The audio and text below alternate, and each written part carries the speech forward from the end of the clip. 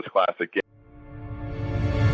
In a world where film, television, video games, technology, toys, lawnmowers, dark matter.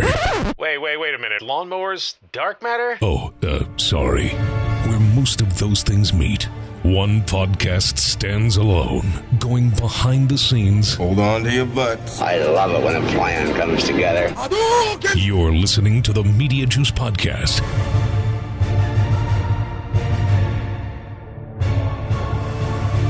Hey everybody, Jeremy Sneed here, and my producer Jeremiah Isley, who has told me he was born ready. What were you born ready for? I was born ready. I always use that. It's actually a Pee-wee's Big Adventure reference. Oh, that's right. Yeah. It is. I was ready at first call. Anyway, yeah, so I'm ready. I'm ready. You are. Hey, total aside, I actually met, what's Pee-wee's name? Paul Rubens. Paul Rubin. Yeah. We were at a private event with the Pitchfords before E3, which that's pretty much all I can say about it. But he was there, and I was talking to Randy Pitchford. He was giving me a tour of this super secret room in this kind of magic castle, not the magic castle, but another undisclosed location. And and Paul Rubin walked in, and Randy was like, "Hey, Paul, what's going on?" He's like, "Give me 1 second. I'm giving Jeremy a tour here." And I'm like, "Oh, he just put Paul Rubin on hold for me. Interesting." Interesting. Yeah, but you said Pee-wee, and I had to say that because I guess it makes me feel cool. I don't know, maybe. Yeah, sure. We'll run with that. Aside from Paul Rubin, we've got a cool episode. We do. My friend Andrew Seklir and his co-director Tim Kinzy from the documentary Man vs. Snake are going to be joining us on this episode. I met Andrew a couple, 3 years ago.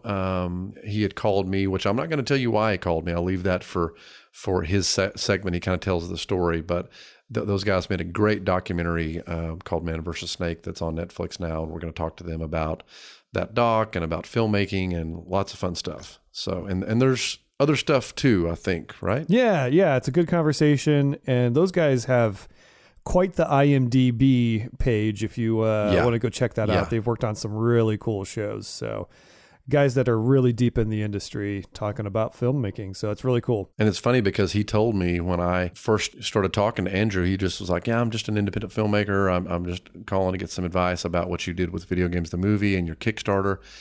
And then when I asked him what his day job was, he's like, "Well, I just got through working on some Game of Thrones and Westworld." And I'm like, okay. So yeah, he talks more about that, but yeah, very cool guys. Both work at a very high level, editing in the industry. Yeah. And then we're going to also take a look behind the curtain at Mouser Electronics and some stuff you got going on there. And then you're going to take us to a little trip to CIDERCADE during the cutscene segment, which I'm looking forward to. Very cool place I want to talk about. Looking forward to hearing about that. And of course, we will be communicating and conversing by way of written communication to you, the listeners, in the script notes segment, which is always a good time. Yeah, the last couple episodes, it's like we've just from some of the questions, it's like we've gone off and talked about, or I guess I should say I have gone on these rabbit trails answering people's questions. So it's been cool. Keep tweeting at us and writing us and emailing us if you've got questions or comments. That's always fun to address. Yeah, keep those coming. And with that, I say we jump in. Mouser was to bring their video program to life. We're going on a little trip, right?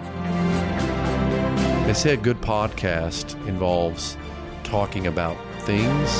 You were looking for tips, right? Like how to maze patterns and things. I was trying to cheat.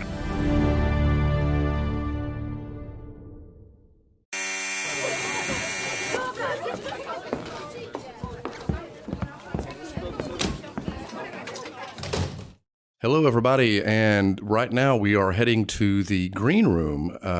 Each week we have guests that come and visit us here on the podcast, people that I've worked with in front of the camera, behind the camera, clients, friends.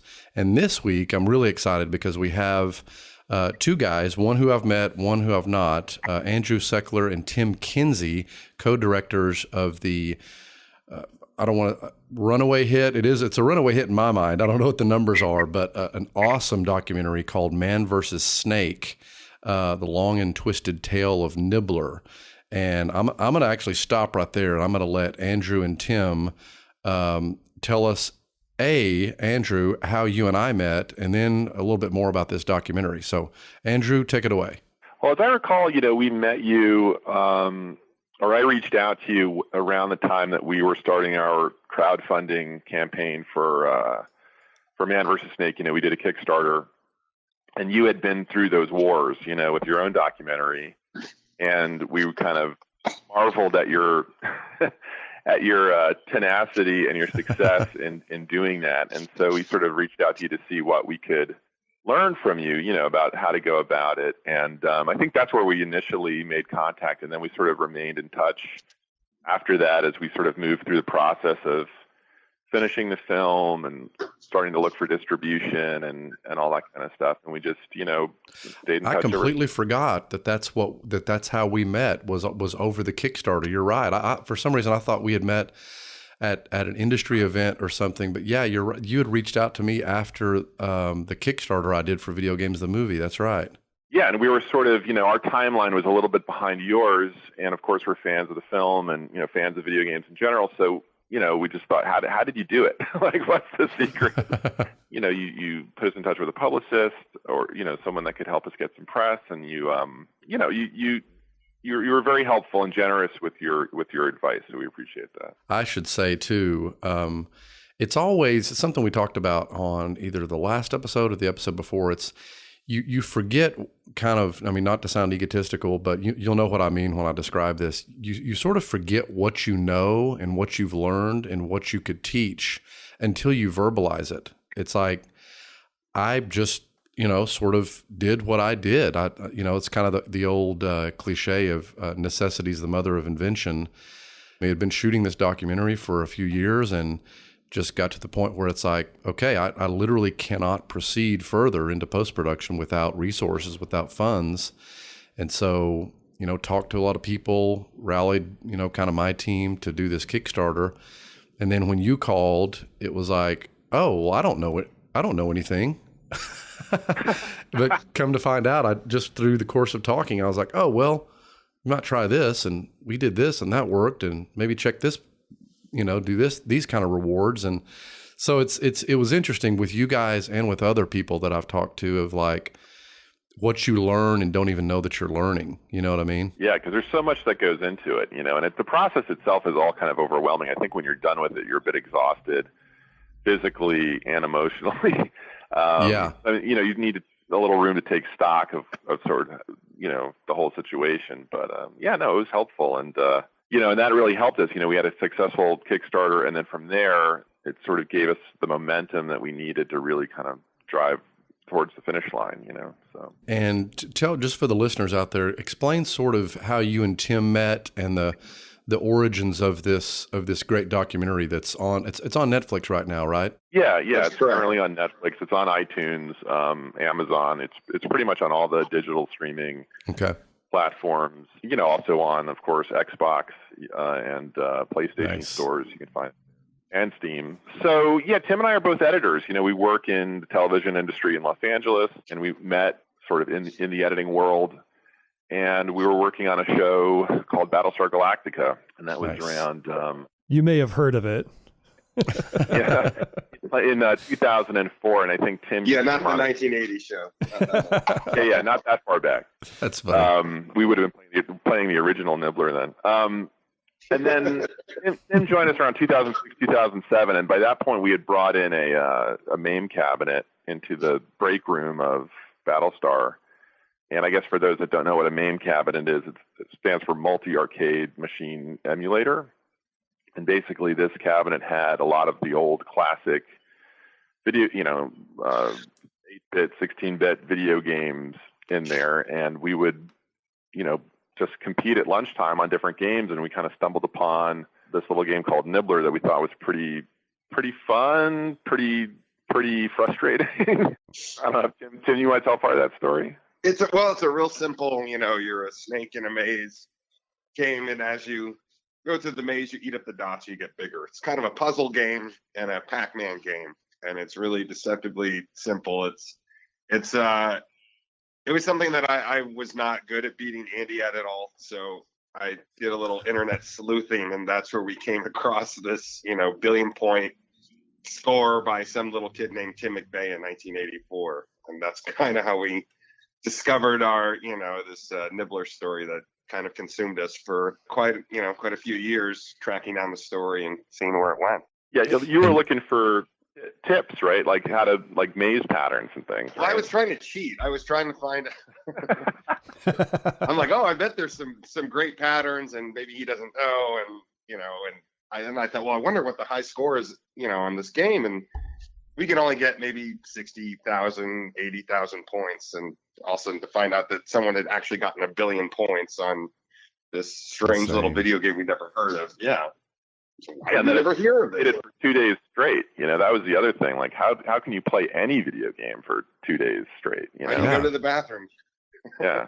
And I should tell people that just to give a little bit of context. So I knew what Man vs. Snake was, or not Man vs. Snake, but Nibbler. I'd heard of it just sort of doing video game historical searches rather. But for a lot of people, they would probably know it most widely as wasn't it on like a lot of the early smartphones, and was it called Snake? Yeah, it was called Snake. Right. So Nibbler was the original arcade game, and then years later, when Nokia came out with their first handheld devices, it had a little black and white LCD screen, and so they programmed on there a game called Snake, which was a very simple version of Nibbler. There was no maze, but it was still a snake eating dots, and then as you ate them, your tail grows longer, and you have to avoid running into yourself. So the basic premise is the same. It's just that Nibbler has a maze, and it's more colorful, and the sounds are kind of cool, and it moves really fast, and you have a joystick. So I think it's much more fun to play than Snake. But yeah, most people, if they had a Nokia circa, 99 or 2000 or something, they may have seen Snake on there. It's sort of the early smartphone equivalent of Solitaire. Solitaire was on every like Windows 3 and Windows 95 machine, and right. Snake was on just about every smartphone from like 99 to 2003. Right. Yeah. Not even smartphones, but just, whatever, they were called back then, just regular phones. Cause you played it with the buttons. Oh, like the directional, like the up, down, left, right. Yeah. That's interesting because looking back at, what was that, 99, 17, goodness, 18 years ago, we've all seen in the last definitely 5 years, maybe even longer, this nostalgia with documentary filmmaking and in the entertainment industry for the 80s and 90s. I just finished watching the CNN series, the 90s. They've been doing the 60s, the 70s, the 80s, and now they're on the 90s. Was that for you guys, for you and Tim, with Man vs. Snake? Did it start with just your love of classic gaming, or how did it? What was sort of the germ of the idea, or the germ of it beginning? Well, obviously we loved video games. That's why we had the cabinet in there in the first place, and I think that started when we were teenagers. I'm in my 40s, as is Tim, and so our formative years was in the early 80s. That's when we were started going to high school and stuff. And video games were part of that. And so we have a fondness for those classic games, and we enjoyed playing them, and we're also filmmakers. And so when we found the story of this game, we kind of thought, well, why don't we tell it? We have the tools. We know how to edit. We know how to make films. We've both made some short films and things. And so we decided to just see if we could find Tim. That was the other thing. It was, 25 years after he had set this record. And so, just our curiosity of what happened to this guy, this kid, right? Where is he? He did this incredible thing. He had this incredible endurance and sort of perseverance to do it. And who did he become? And where is he in life? So that was just sort of a natural curiosity also. And what's the pattern, the best pattern for board 10? Right. I'm like, yeah, enough with the interview. Show me how you did it. Right. So let me ask you guys, your IMDb page is pretty extensive with editing credits. You've done a lot of editing on a lot of shows that I've known and loved over the years. What was it like to kind of flip that switch and go into director mode?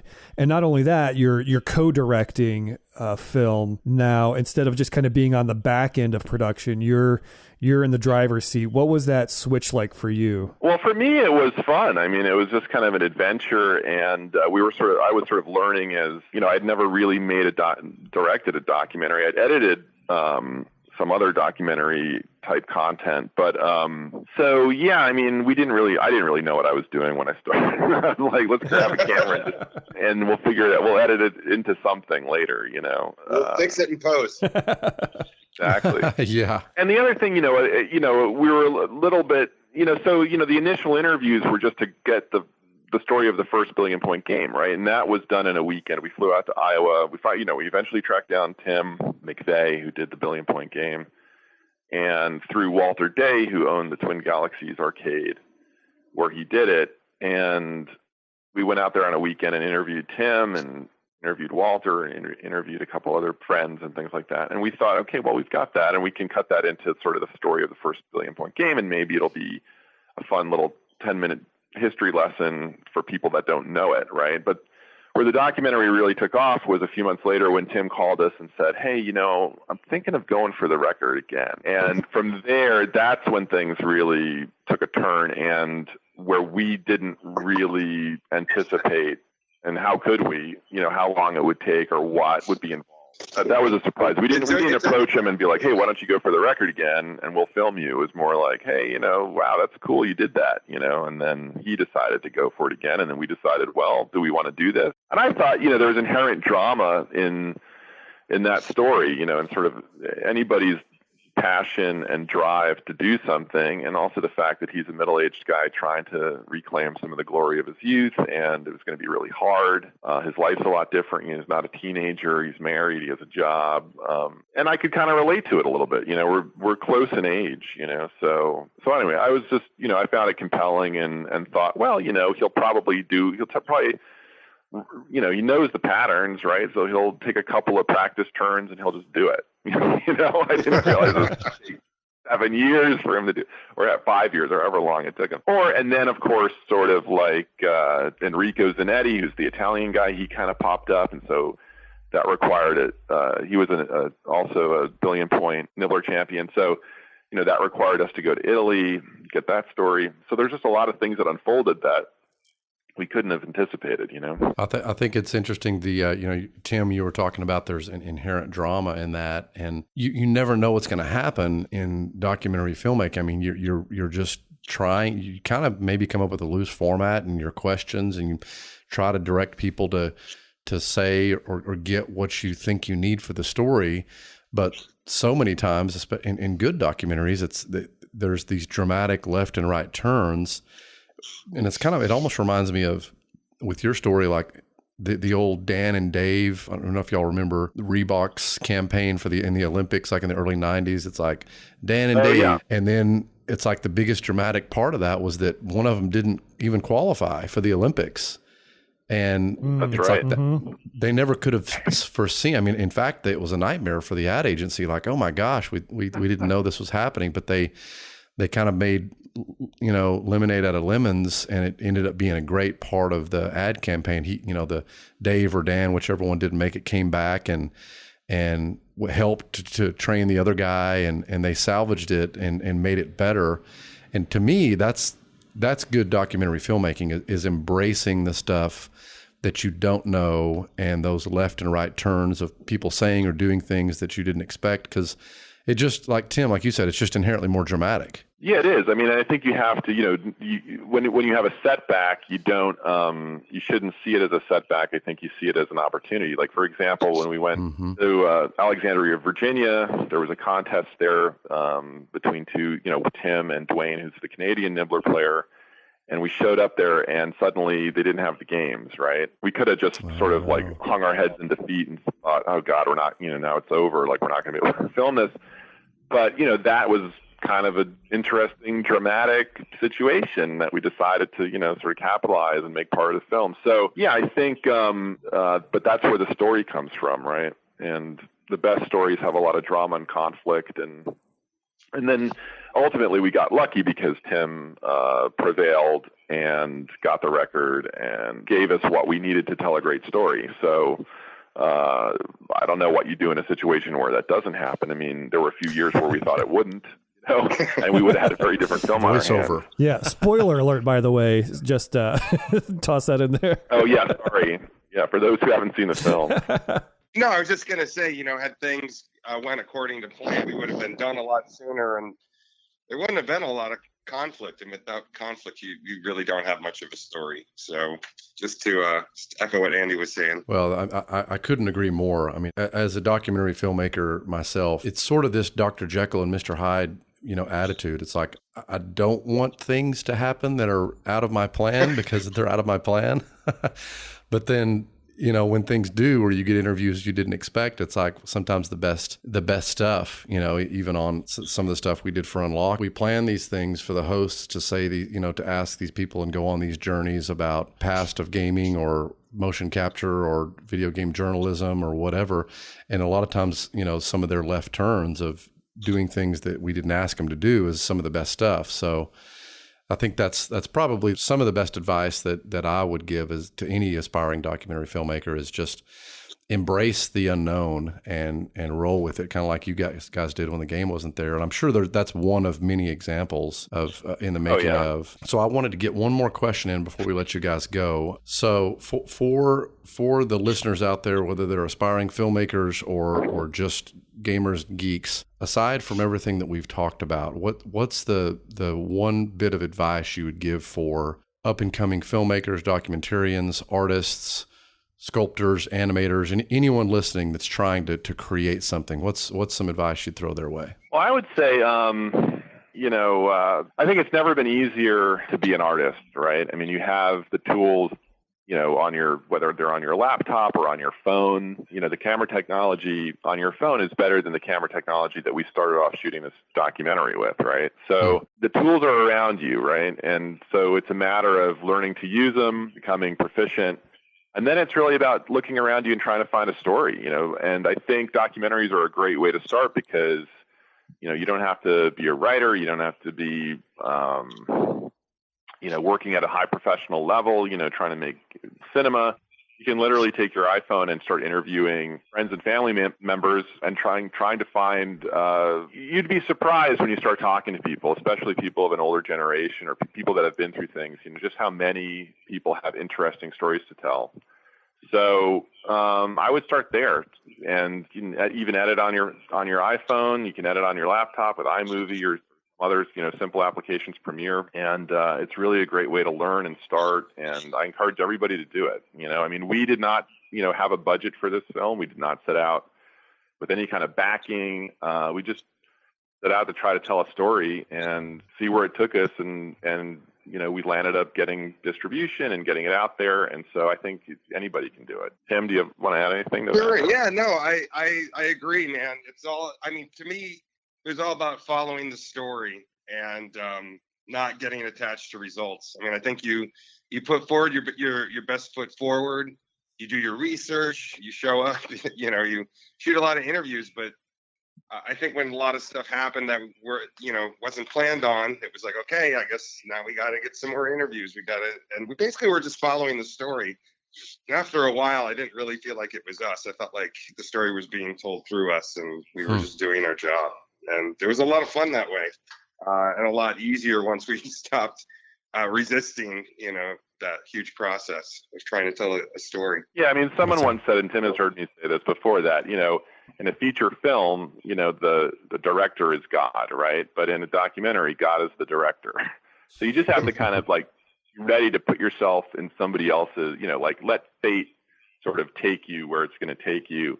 And like Tim said, do your homework, remain curious, remain, skeptical and inquisitive, and really look at things. I think that's a great preparation for, any filmmaker that's wanting to eventually get into dramatic narrative, just being able to embrace the unexpected, because a narrative film that's scripted has a plan, and you've got a script and you've got actors, and producing a documentary from the beginning to the end, like seeing it all the way through. And as you guys are saying, let the story be the guide, embrace the differences, embrace the things you don't expect is such a way to learn and grow into, kind of that next step of dramatic, which actually leads into something Jeremiah were asking about before we got on the podcast, which is what's next for you guys? Are you sort of just settling back into editing right now and seeing what presents itself? Are you actively working on anything you can talk about? Or yeah, I mean, we're both pretty busy editing. I'm doing Westworld, and Tim is on a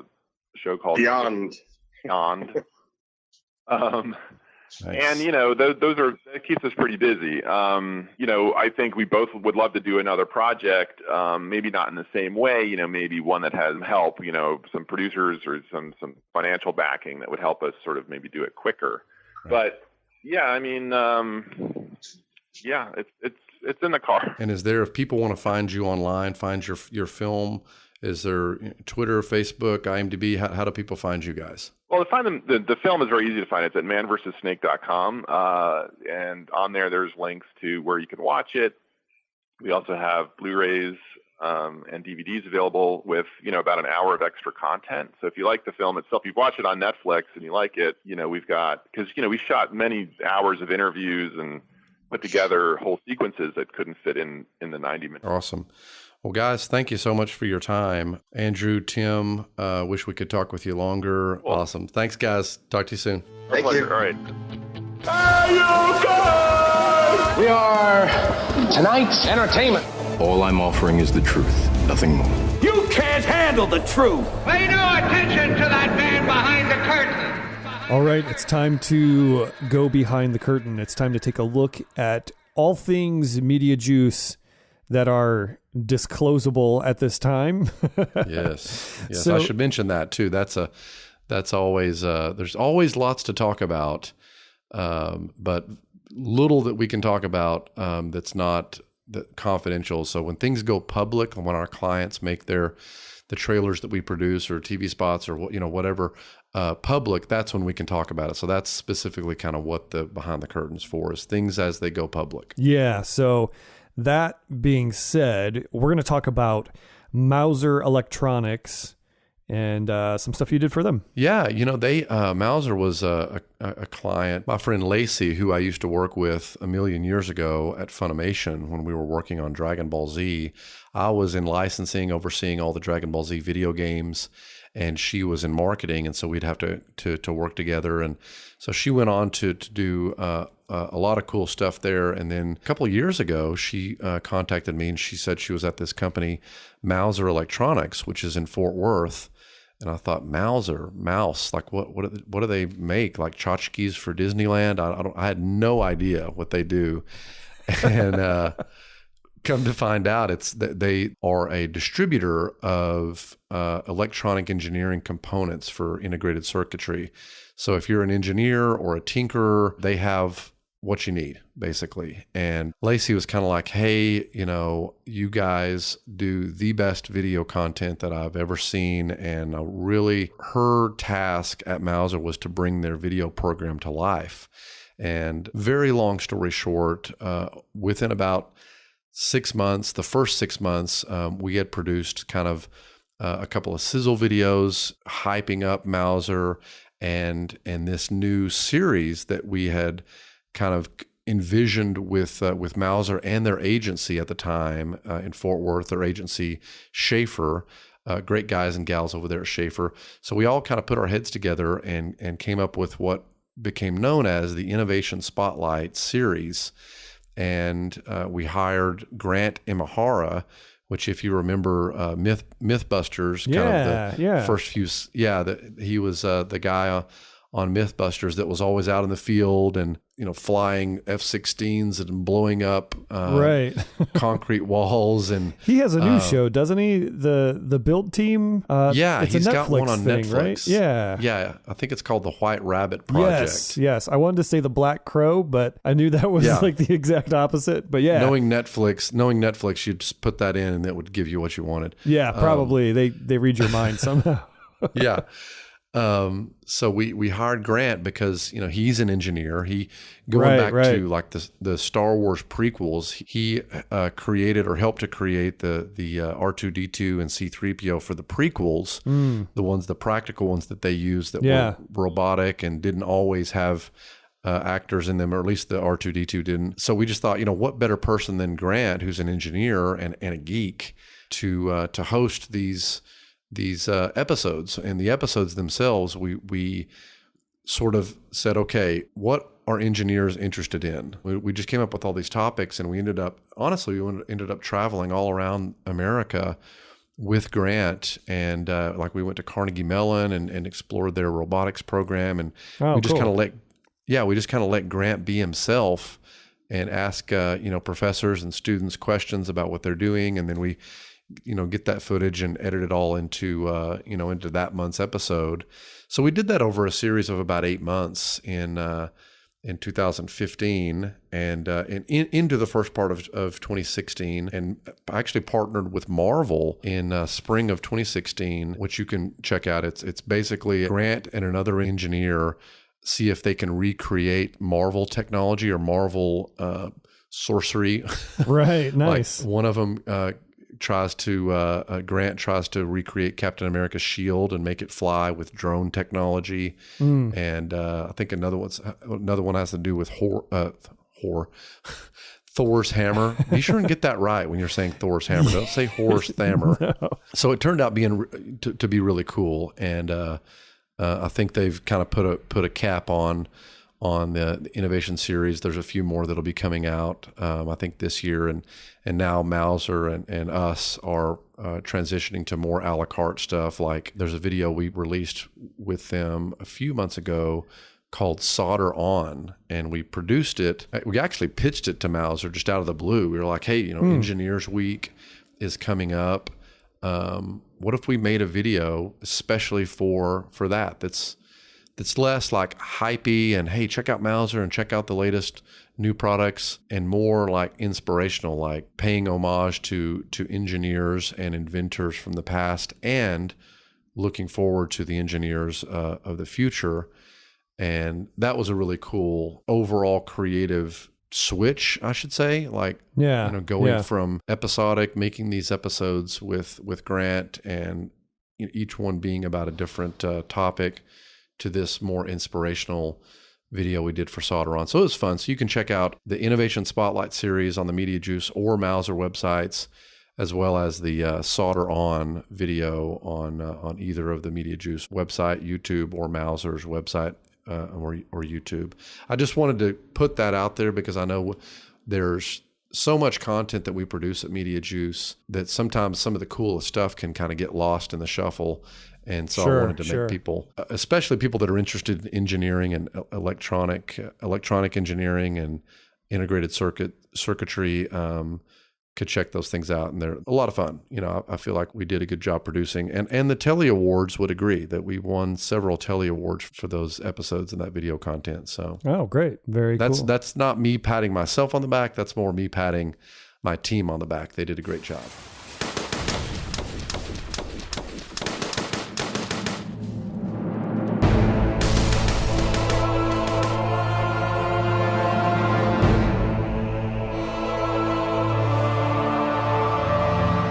Okay, well, it's time for this week's cutscene, and we're going on a little trip, right? We're gonna go drink some hard cider. Is that what's happening here? Yeah, I wanted to. I mean, kind of random, but I have discovered this new place in Dallas, and I think it's kind of an emerging trend. I mean, I don't know if you'd call it barcades, but this place in Dallas is called the CIDERCADE, and it is a barcade. They've got, 50, 75 plus classic and contemporary arcade games. Cool. About 50 pinball machines. Oh, wow. Yeah, they're all on free play, and so you put in pay your $10 and can get a cider. They make all their own cider. They've got these. If you go in the back, you can see these huge silver vats where they make their own cider, and I think they've got some other stuff that they don't make, but they're transitioning to where they make all their own cider. It's a lot of fun. I've been going for a couple of months, and Joel is the guy that runs it. I think Joel Malone. Hopefully I'm getting that right. And they've started doing tournaments for Street Fighter. Oh, cool. I think Mondays and Wednesdays. And there's a new indie arcade game called Killer Queen that has kind of been popping up in different arcades and barcades. And they have a league night for Killer Queen, I think on Mondays. And it's a lot of fun. It's kind of this mix of like Pitfall meets Joust meets competitive fighting. I don't know how to... It's a lot of fun, though. And more than just plugging CIDERCADE, I wanted to kind of talk about this emerging trend of barcades and how, I mean, you grew up, like going to Pizza Hut and stuff, playing, whatever, Pac-Man or Galaga or whatever's in it, right? Oh, yeah. I mean, there was, in the small town that I grew up in, there was this place called Louis Sub Club. They had to change their name because it was Subway. But then, like, when Subway got what they like sued them and they had to change the name. But they would have like 3 machines in there, and we'd make my parents drive us up there, and we'd spend dollars upon dollars in Double Dragon and the old classic games, So yeah, and then there was in the neighboring town, there was a place called Funsville, USA, which was a more fully laid out kind of dingy video arcade. And we would go up there and just have a blast blowing lots of money on video games and that sort of thing. So it's cool to see arcades kind of becoming a thing again, Yeah, I think to me, it's a way of, turning off your higher brain function, getting lost in an old game or a new game. I've got, cocktail cabinets and arcade cabinets in my house that I can play, set on free play. But, I'm also an adult, and I like to get out and right. see friends. And so it's cool to, like, I call my friend Charles or my producer Eric, and I'll sometimes after work, I'll be like, hey, you want to go hit up the CIDERCADE? He's like, yeah, let's do it. Go drink a cider or two and play some games and just kind of relax and visit your childhood. They've got all a lot of these barcades. What they're doing now is they've got some of the new stuff, like Guitar Hero and shooters like Aliens or whatever. But the ones that know their audience, they'll get Qbert and Galaga and Track and Field and all the classics in there. So it's cool. I feel like there's, and I'm not saying this is what I'm doing, who knows, but I feel like there's a documentary, either a feature or a series in there somewhere that either, if I don't do it, then in the next couple of years, you're going to, mark my words, you're going to see something about barcades because they're emerging. Well, and it's funny too, because on the other side of gaming, in tabletop gaming, there's very much a strong movement of the same type where they're not calling them bars. Like, I think the one thing holding them back is there's not like a good name for it, but a lot of people call them like board gaming lounges or shops or whatever, but they'll have like a full service bar and, snack foods and that kind of thing. And then they've got a library of games that you just can pull off the shelf. You pay your $5 or $10 to come in and, kind of a cover charge. And the cool thing about that is the staff will actually teach you how to play the game. So you don't have to sit there that's cool. and read through the rule book. Like, everybody that works there knows how to play the game. So they'll teach you the game so you can just kind of sit down and just decide what you want to play. What's the time frame on that? Because I wonder with board games, like say with CIDERCADE or any other barcade, I mean, you can go in and, play 5, 10, 15 games, just on free play and for an hour and then leave. With something like that, I mean, what's the minimum? I feel like with a board game or with a tabletop, I mean, you gotta you got to commit for a couple hours, or is that wrong? Yeah, I mean, it really depends on the game that you're going to come in and play. They do a lot of role-playing events at a lot of these places. There's one close to me that does a lot of like D&D nights. So you're committing to like maybe a 3-hour, 4-hour night. But there's a lot of casual games, they kind of call them in that industry, where you could play a game in 20, 30 minutes with 3 or 4 friends and get a couple of those in, or, you know, there's really a wide variety of that gambit of, I could play a game for 15 to 30 minutes, or we could get something a little meatier off the shelf and sit down for 90 minutes, 2 hours, that kind of thing. It really depends on, a lot of it depends on personal taste, like what you're kind of into. So sure. And it's interesting. It's just like what the market will bear, you know, it's right. Tabletop has become really popular now. And so it's like, yeah, you're seeing those stores pop up. You're seeing, like you said, where they have the full service bar, and same thing with these barcades. It's like, that's of interest now. The 80s and the 90s are having this huge resurgence of nostalgia, and that's what the market will bear, or will, you know, kind of rise to the top, because that's what people want. And I think it's kind of a reflection of culture. You know, the kids that were at Chuck E. Cheese playing video games are old enough to drink. So yeah. Now it's not just Chuck E. Cheese. It's a bar that has, you know, all these great games, and they're making money off the drinks, not the games, you know? Yeah. Now it's Chuck E. Beers. Wait, that didn't go as well as I thought. Yeah. CIDERCADE is a better name. Yeah. CIDERCADE's a way better name. Now it's Charles Cheese. Yeah. He grew up. The evil cousin of Chuck. Yeah. So if you live in Dallas, check out CIDERCADE. You know, and that's not really even a plug. That's just, I think it's fascinating. Like I said, I think there's probably going to be more of those popping up, you know, probably documentary or something coming out about that soon. All right. It's our, I don't know. Do we have a favorite time of the episode? Probably. I don't know. Yeah, maybe. I guess it depends on who we're talking to. It's one of the segments of, out of all the segments of our podcast, this is one of them. And it is the script notes segment.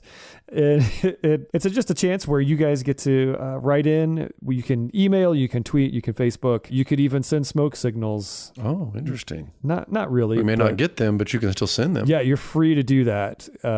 We haven't figured that technology out yet, but it's your chance to ask questions, leave comments, and be heard here on the podcast itself. You can do that, like I said, via Twitter, via email, or Facebook, like Kristen did. Or there's a weird spelling of this name, and we're probably butchering it, but is it Chrisisten? I think that's right. I don't know. Yeah. So on Facebook, she wrote and said, "Hey, Jeremy." She's talking to you, Jeremy. Oh. She wants to know, will there be a sequel to Video Games the Movie? Oh, wow. I haven't got this one in a while. This is actually, you know, one of my producers on Video Games the Movie, Jason, has always been a big advocate of that. He's like, man, there's so much that you talked about, but there's also so much more you could talk about, which is true. Yeah. You know, I've talked about a little bit before how Unlocked, the series that came out in December, it's the follow-up. I've never called it a sequel because it's not. I mean, it's not a feature, and it's the format's completely different. The short answer is maybe, but I think the long answer is I've done a lot in documentary the last few years, and I might be switching gears to look maybe in the dramatic narrative space, just kind of try something different. And I'll always love documentary, and I'll always be a gamer, and I'll always enjoy watching docs and playing games. But it might need the benefit of some time and perspective. Let's put it that way. Sure. To decide if I want to do something like that. But good question. As long as I keep getting that question, then maybe that's a reason to do it. Yeah, it'll be indicative of the interest in it and make it worth the time, maybe. That's right. Yeah, cool. So over on Twitter, Christy Pitchford at Christige retweeted you with the anatomy of a trailer for at Nerdvana Spirits. And then she also said, hey, awesome behind the scenes for Nerdvana. Yeah, that was, this has been a week or so ago. I don't know when this podcast is going live, but yeah, we released the anatomy of a trailer, our behind the scenes series here at Mediajuice. We did one for at Nerdvana, a commercial that we shot for them about 6 or 8 months ago. Okay. And it was cool. It turned out cool. Just the like I've said before, I mean, you always learn things from what you do, from shooting and from producing. But so many times you don't really realize what you did good or what you could have improved on until you verbalize it. You know, you're having a conversation about it. And for me, the anatomy of a trailer is almost a way of having a brain dump, of having my own post-mortem about you know what I mean? Like, oh, that was cool, or we could have done this better, or hey, we did this really well. Sure. And, so little yeah, that was cool. self-analysis even, yeah. That's right. Yeah. So we got some cool retweets and shares on that. Christy being one of them. Christy and Randy are good friends and always support, you know, what I do. And so that was cool to see her kind of retweet that. I think Randy retweeted it too. He's got a bunch of followers. So thanks, Randy. Nice. Yeah. Yeah. Good little shout outs there. And then finally, Yuki tweeted at you at Jeremy_Sneed. He said, you do many videos for Capcom. Are you on staff or freelance? Yeah, no, we're freelance. Yeah, we have done a lot since, gosh, it's been 12 years. I think since 2005 was the first video we did for Capcom. Wow. I've worked with, me and my whole team have worked with them for years and love it. But yeah, we're just freelance. Capcom's they've got their core team there in San Mateo, San Francisco area. You know, they'll have us do live action shoots from time to time. But the majority of what we do for them is post-production, you know, creating trailers and cutting together sizzle videos and things like that. So that's an interesting question. I wonder why. I wonder if it comes from, a lot of times I have people that message me and ask, how do I break into, you know, being a game designer, or, you know, any advice for aspiring filmmaker? Maybe it's someone that's looking to do one or both of those things. Could be. Yeah. Who knows? All right. Well, with that, we're going to wrap up the segment, and we might as well wrap up the show because we're out of things and topics to talk about. So that's right. I mean, we could keep talking, but I don't know what about. And maybe they say a good podcast involves talking about things. As opposed to nothing. Just random words strung together. Yeah. Let's read the dictionary. Yeah, let's do that on our own time. But we do want to thank our guests, both Andrew Seklir, I know I've butchered that already again, and Tim Kinzy, for spending some time with us. That was a really cool conversation. I enjoyed just kind of sitting back and listening and, you know, hearing their tales of how they put that movie together. And it's a lot of fun. Yeah. Be sure to check that out on Netflix. Check out Mouser Electronics, the project that you were talking about there. And if you're in the Dallas area, go to CIDERCADE and play some games. That sounds amazing. Yeah, good times. I enjoyed it. This was a good one. Yeah. Thanks, guys, for listening. For anything and everything we've talked about, links to stuff, go to MediajuiceStudios.com, and we will see you